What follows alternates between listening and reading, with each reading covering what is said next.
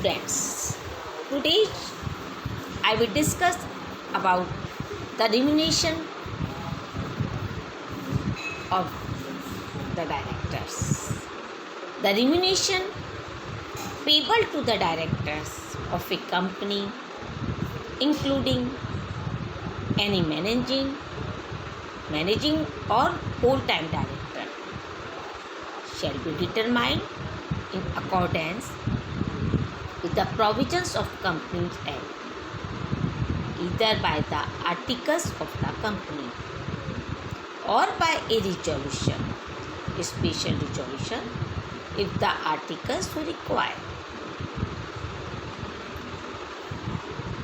Resolution passed by the company in general meeting, and the remuneration payable to any such director determined as per the said provision shall be inclusive of the remuneration payable to such director for services rendered by him in any other capacity.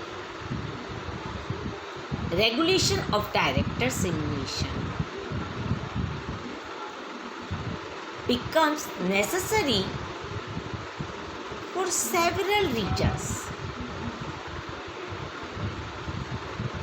Prominent among them being the prevention of diversion of corporate funds for personal use and the impact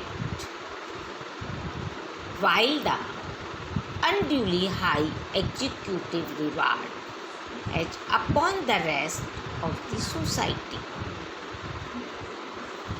Section 309 and 198 deals with the remuneration of partners. Section 309 provides that remuneration payable to directors shall be determined either by the article of the company or by a resolution of the company in general meeting.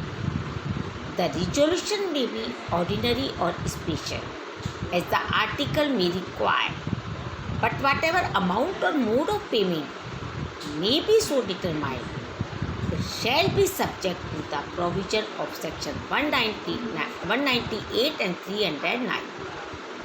Section 198 says the overall maximum of managerial remuneration which can be paid by public company or a subsidiary of a public company. The total managerial remuneration payable to directors or managers in respect of a financial year shall not exceed 11% of the net profit of the company. But sometimes a company may make no or independence profit in a financial year. This does not mean that the director shall remain unpaid. In such a case, the company may, with the previous approval of the central government, pay by way of minimum remuneration any sum as may be authorized. The central government has to exercise its discretion judicially and not arbitrarily.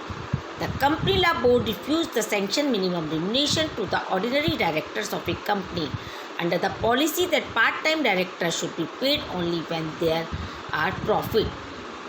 The Calcutta High Court held that ordinary directors can't be described as a part-time directors. It was an irrelevant label and the board should have proceeded by taking into account the present and future profitability of the company.